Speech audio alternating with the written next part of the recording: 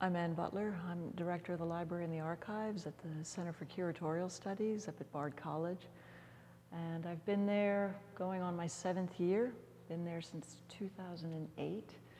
And essentially building the collections, building both the library and the archives in relation to the museum, the graduate program that we have there, and developing a research center for the study of contemporary art curatorial practices from the 1960s to the present day. Curators, they're going to be part of whatever is saved and collected for the future. So developing a sensitivity and awareness within students that what they save, what they don't save, can have a consequence. Most contemporary histories are always in flux. You know, even something that happened 5, 10, 15 years ago, and it's being written about today, it's going to be written about,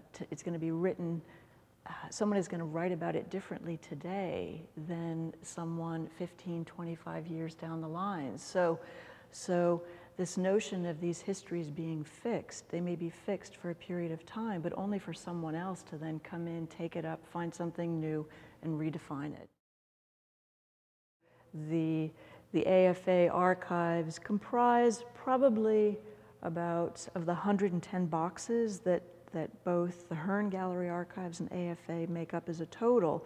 Within that, I would say 65 boxes are AFA material.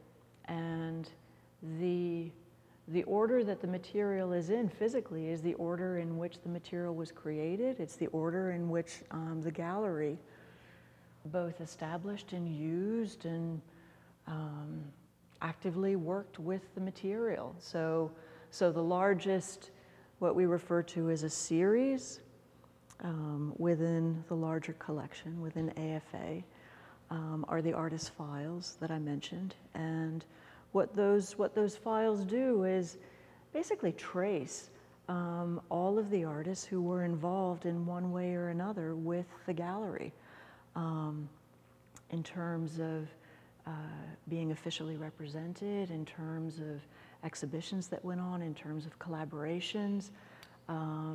We're finding instances where an artist is represented within this body of material but didn't necessarily have an exhibition. So it's someone who was on Colin's radar in some way and gave him material, or Colin collected material about this person, and this stuff ended up in a file. So one of the things that we do as archivists is to maintain that intellectual arrangement, because that arrangement speaks to how the materials were created and used.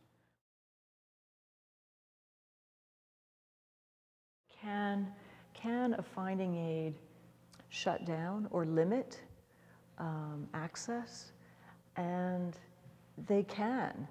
They need to be written in a way that is concise and descriptive enough that it's actually feasible for the repository to produce it. At the same time, it needs to be open-ended enough that researchers know that there's much more information that sits below the finding aid, and that it's up to them working with the archives to discover those levels. It's a very delicate balance. Right. What an archive essentially does is or what the collection as an archive essentially does, is to document the processes, right? So the processes can be the activities of AFA as a commercial gallery.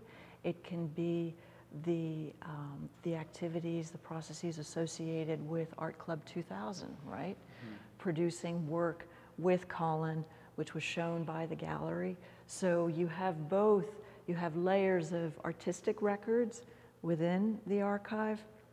You also have layers of very administrative and mundane activities, both.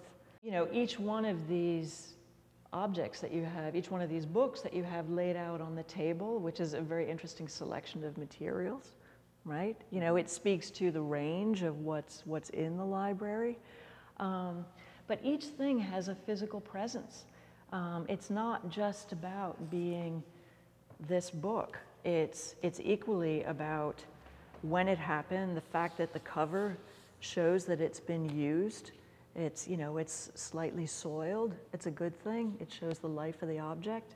And then also that you have these tabs that indicate the presence of information about each of these artists that were represented by the gallery. So it's not only this catalog, but what makes this catalog unique are the annotations that speak to how it was used by Colin and the gallery. Again, though, I think, you know, one of the things that archives do is they operate very much around the notion of context and establishing context. So it's always one piece in relation to another piece that makes a grouping, that makes a larger grouping, that makes a body of material. And it's rarely about reading just the individual item, it's about reading the whole.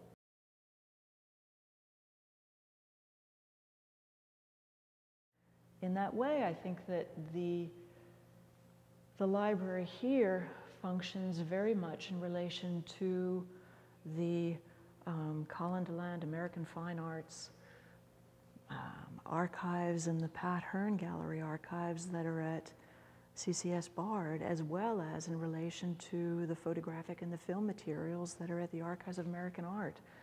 And for someone that wants to explore constructing that meta-narrative, they would need to engage with all three of these collections. In addition to an inventory, the finding aid lays out this physical arrangement, the overall, the structure of the collection. It's the guiding document, it's the central document that sits between the material and the archivist and researchers. So it's a discovery tool. One of the main tasks of the archive is not so much the creation of a finding aid, really managing the material, and managing the material in a way that is open enough for people to come and use it and activate it and write those histories that need to be written, but also managing the material in a way that preserves it. It depends upon the reading of the material, you know, and if someone wants to, you know, develop a kind of inflated, hyperbolic, you know, notion of Colin DeLand, someone could do it through this material, sure. If someone wanted to do something that was a bit more scholarly, you could do that as well. The material in and of itself is not going to guide you towards any, you know, concept of truth. I think for the archivist, it's about preservation and access, and being aware of any way that the archivist may have contributed towards a specific reading of the material. You know, whatever shape or whatever form of a narrative gets established out of this material is really the responsibility of the researcher. I mean, you know, and in that sense, I think the archivist has to be responsible for the reading that they have produced as well, which is what you find within the finding aid. Are the libraries of cultural producers important? Do they have research value? Do they have research value in relation to archives or personal papers? Absolutely. They're increasingly read as collections. For instance, if you look at the book that was produced about Smithson, maybe 8 years ago, which it's a book that at the back of the catalog listed the contents of his library, and that was one of the first times that I recall seeing a checklist for a library within a publication about a specific artist. Another point is, you know, what would constitute this library being read as an archive? Yeah. And I think the archival layer that sits across this material are the elements that make each of these objects that are in the library unique. So the annotations, the bookmarks, the inserts, the evidence of the physical use of each of these books. Those are the archival elements that sit or are embedded within the Colin DeLand Library. What makes up someone's library is incredibly important. It shows you a person's the influences, the intellectual networks that this person was part of, the social networks this person was part of. So it essentially speaks to the archive. If the archive is what that person produced, the library is what sits behind that, and influence is what was produced by that person. If one wants to consider this both a library and an archive, then to adequately preserve the material, regardless of who owns it, whether it's a private collector or a research archive, research library, it's the responsibility of whoever owns it to document it and to document it fully. So an inventory exists for each of the books, and that's fine as far as the library component. But in terms of this material also having an archival component as well, those inserts, annotations need to be documented as well.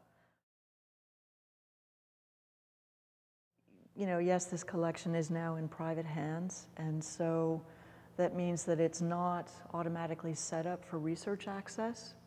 Right. And maybe one day it will be, and that would be great. I think it should be, ultimately. But at the same time, I think it's really important that the library wasn't broken up.